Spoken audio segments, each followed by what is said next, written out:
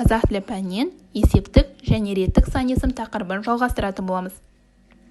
Бүгінгі сабақта сендер есептік және реттік сан есімнің айырмашылығын анықтайсыңдар, сан есімнің сөйлемдегі қызметін білесіңдер. Ең алдымен сан есім сөйлемде қандай қызмет атқарады сұрағына жауап берейік. Ол үшін берілген сөйлемдерге назар аударамыз. Бірінші сөйлем: мұнда жиналғандар саны 65. Неше? 65. Баяндауыш. Не 65?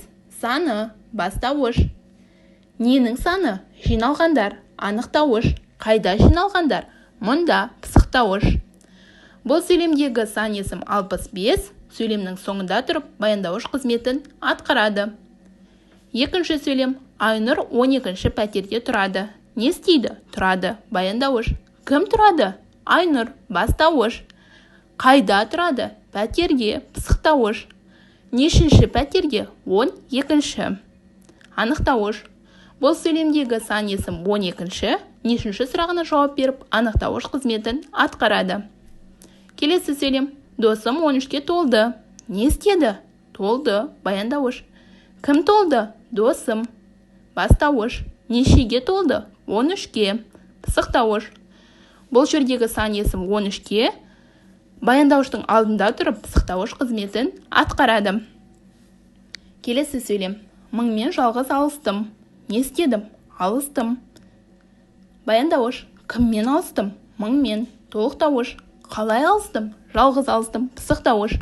Бұл сөйлемдегі сан есім мыңмен септеліп тұрып толықтауыш қызметін атқарады.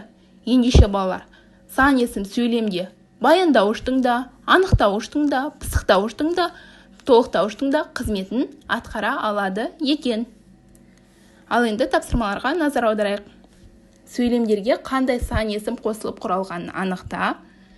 Бір сөйлемді сөйлем мүшелеріне талда. Мысалы, Айдана 4 қабатты жаңа мектепте оқиды. Бұл сөйлемдегі сан есім 4, неше сұрағына жауап беріп, есептік сан есім болады. Қалған 4 сөйлемдегі сан есімдерді табамыз, олардың түрін анықтаймыз. Дескриптор сөйлемнен сан есімді табады, сан есімнің түрін анықтайды, бір сөйлемді сөйлем мүшелеріне талдайды. Бір сөйлемдегі бастауышты, баяндауыш, анықтауыш, толықтауыш, пысықтауыштарды табамыз.